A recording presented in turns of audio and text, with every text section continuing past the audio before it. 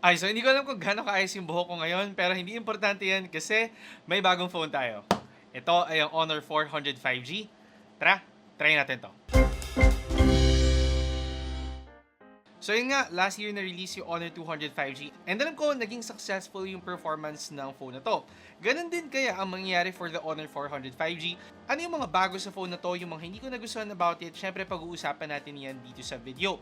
Pero bago lahat, mag-subscribe ka muna by clicking the subscribe button below, hit mo yung bell icon para update ka sa mga susunod na videos at saka i-like at i-share mo na rin kung sakaling makatulong sa'yo to.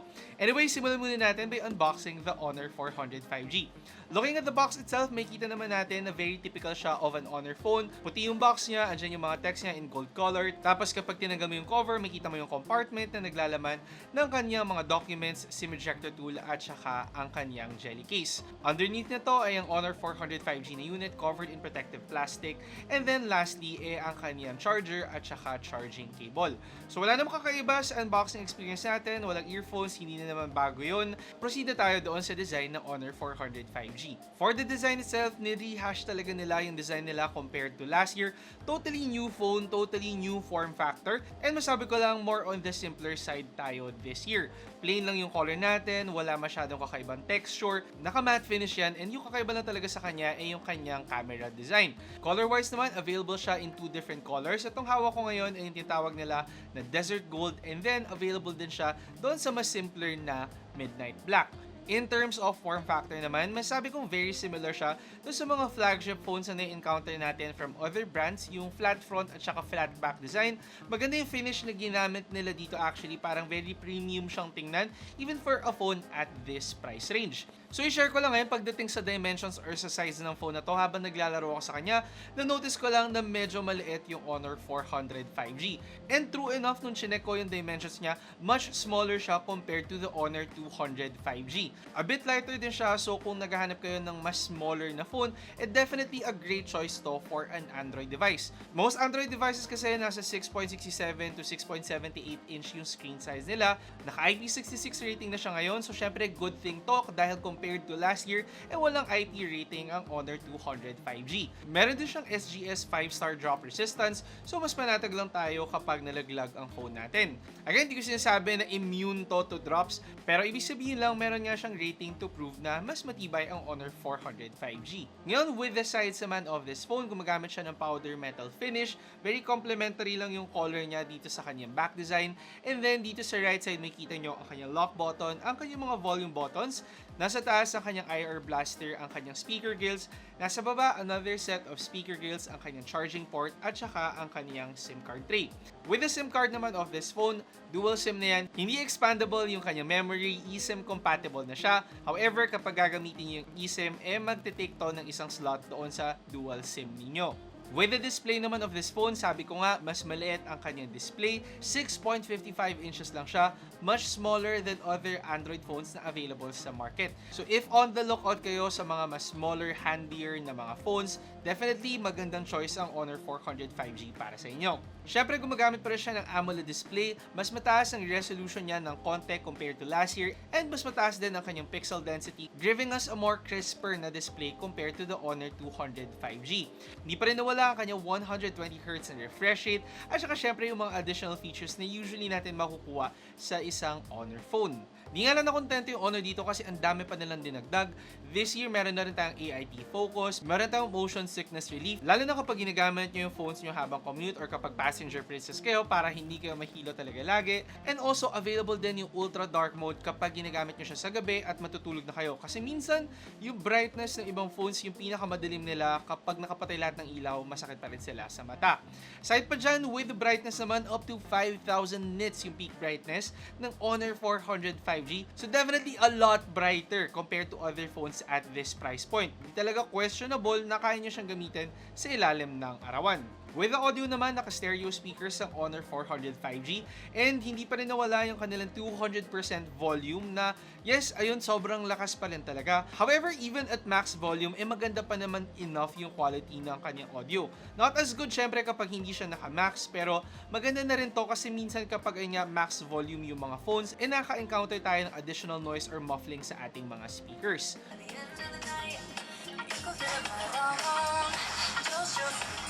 Gumagamit na ng napakalaking 6,000 mAh battery capacity ang Honor 400 5G and naka-silicon carbon pa yan. So syempre, nag-expect tayo na magandang performance out of this phone.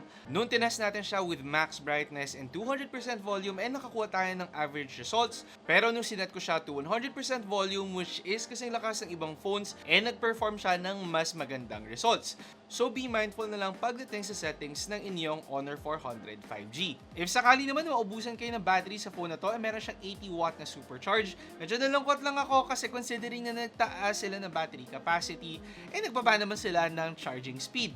Inabot ako ng 1 hour and 20 minutes para talaga fully charge ang Honor 400 5G. Medyo slow to, pero ang something to note lang, naka-on yung smart charging feature niyan na ayun, mababagal talaga bandang dulo. Medyo understandable din na dahil may napakalaking battery capacity siya, ayun, aabutin talaga tayo ng 1 hour 20 minutes to fully charge this phone. So medyo give and take tayo para sa akin sa battery performance ng Honor 400 5G. Ngayon, with the camera naman, ito medyo kakaibang take din yung ginawa nila dahil this year meron tayo nakukuha na 200 megapixel na AI camera pero nawala na tayo ng telephoto lens, and then meron pa rin tayo yung same na 12 megapixel ultra-wide lens at saka 50 megapixel na front-facing camera. With the main camera, no question pa rin naman, lalo na kapag under good lighting kayo, talaga maganda yung performance ng Honor 400 5G. Andyan lang talaga yung detail, yung color, very natural lang tingnan yung mga photos niya. And para sa akin, isa talaga yung Honor 400 sa nakakapagbigay ng magandang performance for this price range.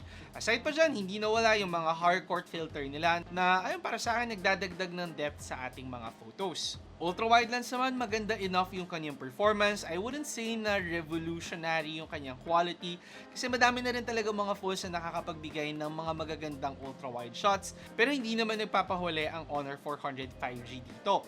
Ngayon, in replacement sa kanilang telephoto lens, tinaasan nila yung kanilang main camera para ito yung mag-work sa kanyang zoom photos. Nakakuha pa rin naman tayo ng magandang output, especially kapag naka 2x zoom siya. Pag 3x zoom, meron tayong artificial sharpening na nakikita. Personally, mas prefer kong ginagamit yung kanyang 2x zoom for better results. With low light performance naman, to be honest, for phones at this price range, hindi nyo na talaga kailangan masyadong gamitin yung night mode, lalo na kung may good lighting condition naman kayo at saka main camera yung inyong ginagamit. May kita nyo naman sa mga photos, even comparing it dun sa night mode, minsan kasi naka-automatic na to, and nga, maganda na talaga yung kanilang performance. So less hassle lang para sa atin as users. If ever mas gamitin nyo to pag ginagamit nyo yung kanyang ultra-wide lens para lang mas ma-improve lalo ang quality nito. Lalo na kapag yun nga medyo nasa low light situations tayo. For selfie photos naman, definitely maganda ang performance ng Honor 400 5G provided na meron kang good lighting condition. Kapag ikaw ay against the light, magsustruggle tayo dito, pero medyo common pa rin to for phones at this price. Bottom line lang nito pagdating sa photos taken with this phone, kapag ikaw in good lighting talaga, no questions asked, maganda yung outputs na mabibigay ng phone na to, whether mapaportrait man yan, main, ultra-wide, mapapa-adjust lang tayo ng konti in low light situations, pero meron ka namang night mode para makatulong dyan. For videos naman, capable siya of shooting up to 4K at 30 FPS, and with stabilization, nagulat lang ako kasi usually kapag mga ganito na nagtitake ako ng mga stable videos, nakikita mo pa rin yung onting movement ng camera, pero talagang mukhang naka-tripod yung Honor 400 5G kahit nakatayo lang ako. Even while walking when taking videos, napansin ko na less yung stuttering niya compared to other phones at this price point. So masabi ko lang, for video performance, maganda ang output ng Honor 400 5G. Overall, pagdating sa camera performance, maganda yung results na nakuha natin with this phone. However, hindi lang yan kasi for sure, sa dami nyo na nakita at napanood na videos, hindi na natatapos dito yung nabibigay sa atin ng Honor 400 5G. Andyan yung sandamukal na AI features nila na gusto nyo ba, isa-isahin ko na ba ngayon or mamaya? Isa-isayin natin ngayon yung specifically for camera. This year, ang dami nilang AI features na in-introduce for camera. Yung pinaka-nagustuhan ko ay yung AI outpainting para lang ma-extend yung images nyo. So personally, pwede nyo itong gamitin instead ng kanyang ultra-wide lens kung saan magtitake kayo ng mga portrait shots, tapos sa kanya siya ay AI outpainting para lang maging wider yung mga shots nyo. Ang sa akin, nagustuhan ko to kasi napakaganda ng detail na nadadagdag niya, and once talaga makuha nyo yung tamang shot, very realistic at ang hirap ma-point out na AI lang yung gumawa nito. Syempre, dyan pa rin yung AI eraser and yung mas pinaka-convenient na AI erase passersby para specific na yung mga tao lang talaga yung mawawala. So kapag nagka-travel ka at mahilig kayo mag-take ng photos, definitely a great feature to have ito. Meron din siya yung remove reflection para mawala yung mga unwanted glare natin when taking photos. And lastly, yung for sure makita nyo sa karamihan ng mga videos na ginagawa about Honor 400 5G ay yung kanyang image to video feature. Ito, gagamitin nyo yung mga images na nandito sa phone nyo kahit hindi yung mga images na tinake nyo talaga with its camera ay gagawa niya ito ng video clip. Hindi ko masabing 100% perfect ang feature na to, lalo kapag tao yung ginagamit nating subject. Personally kasi sa akin, medyo nahirapan siya sa mga mukha namin, lalo na kapag naka-side view ka talaga. Pero kapag naka-front view ka, maganda talaga yung lighting, hindi siya gumagamit ng filter, definitely nakakapag-produce siya ng magagandang outputs. So hindi nyo na kailangan gumamit ng mga third-party apps or mag-sign up sa mga website para makagawa ng mga moving photos na ginugusto natin. However, ang hindi ko lang nagustuhan dito ay hindi nyo siya pwedeng gawan ng prompt. Meaning lang nito, hindi nyo control kung ano yung gagawin ng Honor 400 5G. As in, siya yung bahala maging creative. Although, ayun nga, madalas naman on point, wala naman tayong option or parang hindi natin choice kung ano man yung gagawin niya. So, ito lang yung ilan sa mga AI feature. Mamaya babalikan ko yan. Sa ngayon, doon na tayo sa kanyang chipset performance. Gumagamit ng Snapdragon 7 Gen 3 na chipset ang Honor 400 5G. At yes, alam ko, ito yung ginagamit ng Honor 200 5G from last year. Mamaya pag-uusapan natin yan.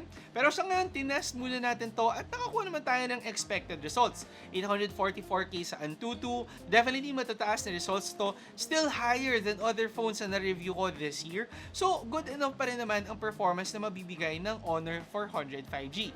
Yun nga lang, hindi ito mas mataas compared to last year. Basically, the same chipset yung ginagamit niya.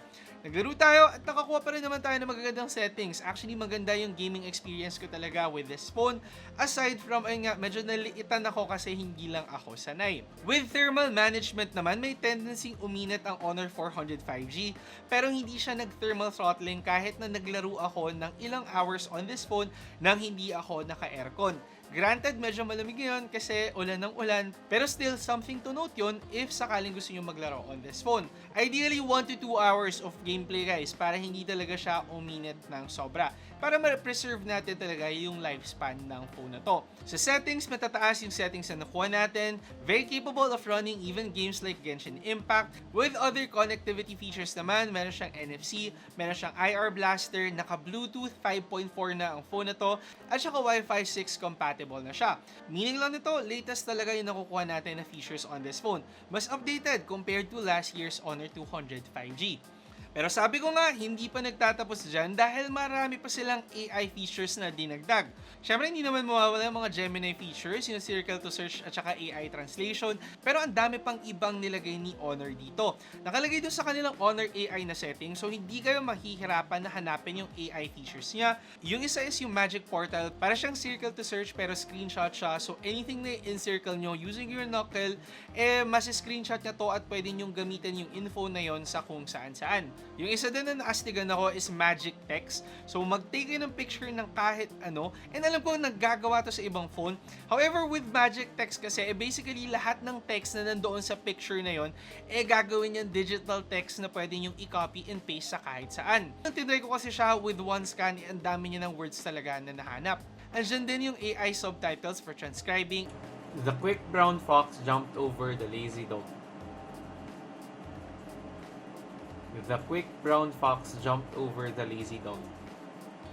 At saka AI deepfake detection. So kapag may nagve-video call sa inyo at saka AI yung ginagamit niya, madedetect to ng Honor 400 5G. Although disclaimer lang, hindi naman nila kiniklaim na perfect yung kanilang deepfake detection feature. Pero still, something that's nice to have. And with all these features, gets ko naman bakit mina-market ng Honor 400 5G yung phone niya as the AI phone of 2025.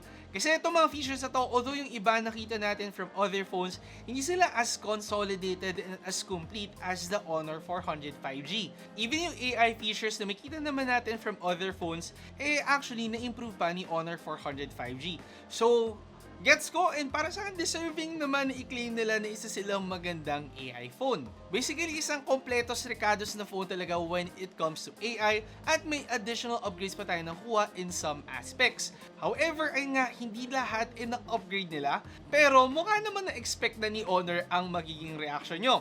Kasi ang presyo ng Honor 400 5G ay nagkakalaga lang na 22,999 pesos. With this price, mas mura siya by 2,000 pesos compared to the Honor 200 5G. So yes, hindi siya nagkaroon ng malaking upgrades pagdating sa kanyang chipset performance, pero good enough pa rin naman to even at 2025.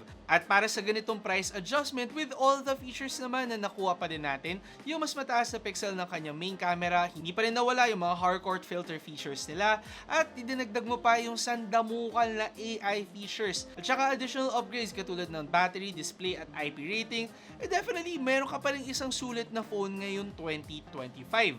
Nagustuhan ko yung Honor 200 5G from last year, and para sa akin, on a roll pa din si Honor ngayon with the Honor 400 5G. Definitely a great phone when it comes to photography, editing, at kung gusto mo lang talaga ng isang well-balanced at malakas na phone under 25,000 pesos, yan ang masasabi ko for the Honor 400 5G. Definitely a great phone at i-consider nyo talaga tong phone na to ngayon 2025.